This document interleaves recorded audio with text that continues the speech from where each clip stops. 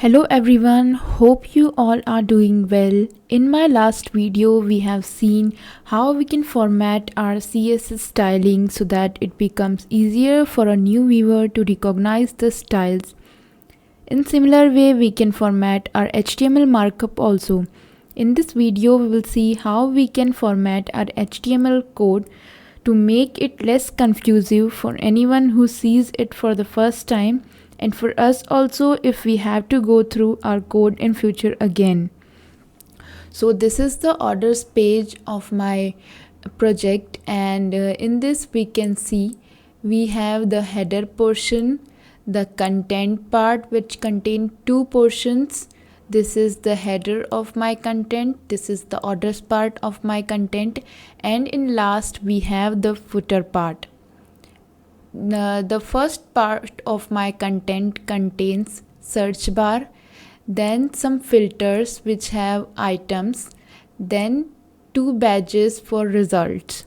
The second portion, that is the orders portion, contains order ID, order tags, and order metadata. The next portion is this, which is in my orders part, is the order items. They have card which contain some components over here. So as we can see, we can identify each portion here in UI without any confusion. We will do our formatting of markup the same way so that we can easily identify which piece of code is for which portion. So let's see our markup. In the Visual Studio Code, here the codes for all the portions are messed up and it is very difficult to recognize in first view.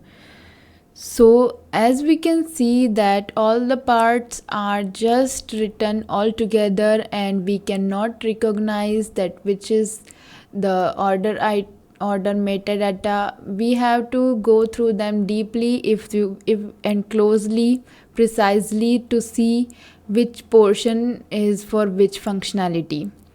So I will just start by first putting space between the content and the header part. The first portion is the header part and I will separate it from iron content. Here we have title and some buttons. We are not putting spacing between them because I have chosen that my header part should look all together, because here in UI it is in one group.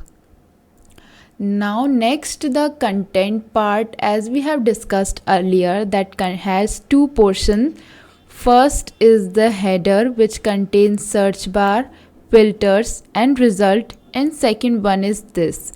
So I will just simply go and put some space between the search and the filters, because the search here visually is written separately from this two. It has one group, but the element is written separately. So I will just put spacing between the search and the filters. Now the filters part contains some items. So rather than putting the spacing between the items, I will just bifurcate it with the result part. Why I haven't chosen to put space between the items is that because here visually we can see that this portion is in one group and all the items belong to filters group. So we doesn't want each item to look differently with space, because here it is written in a group and items is in group. So I will not put spacing between them. It may vary from project to project, the spacing may vary. It is not necessary that here I haven't put in the space between the items, so it is compulsory that we cannot put items in spacing. It depends on project to project. In my next project, if it is necessary for me to put the spacing between the items, I will put between them. But here the items in a group called filters, so I will just simplify the filters, search and result differently rather than putting the space between each element. Next we have the results part. So I will just bifurcate it. I have already bifurcated it from the rest. Then next I have the code for empty state. The empty state is the portion which is executed when there is nothing in the orders page. So this is the page for the empty state. So I will just simplify that page from my other code so that it becomes recognizable for others to see that this is the empty state code. After the empty state, we have the orders part code, which is this portion. So I will simplify it by putting space between ID, tags and metadata.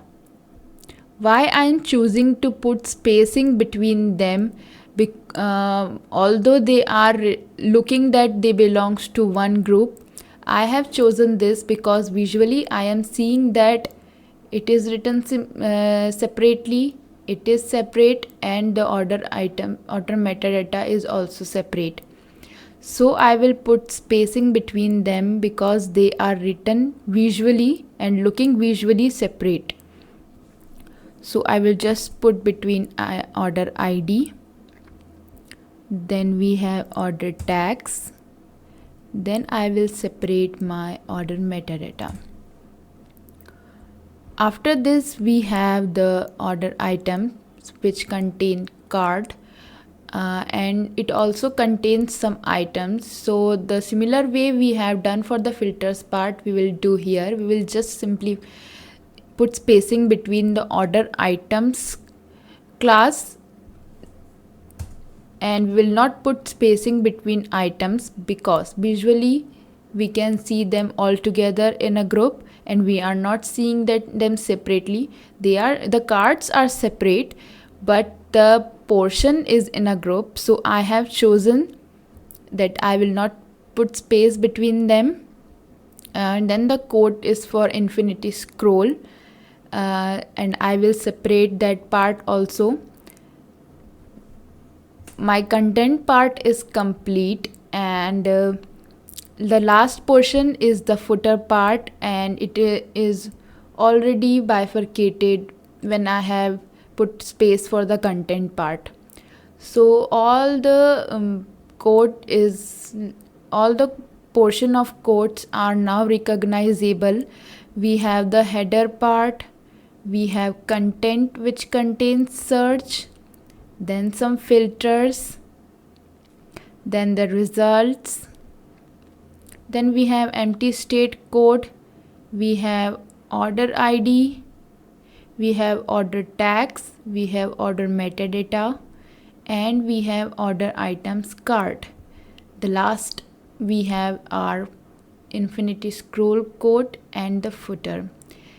So in this way we can put spacing between our HTML markup so that the visual code looks similar to the as we can see the visual code here, it is looking all the components are looking separately and recognizable.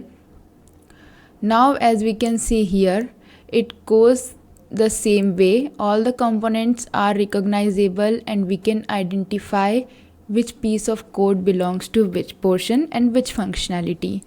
Thank you so much for watching this video. Hope you like it, and if you have any suggestion, just put them in the comment section. Thank you so much once again.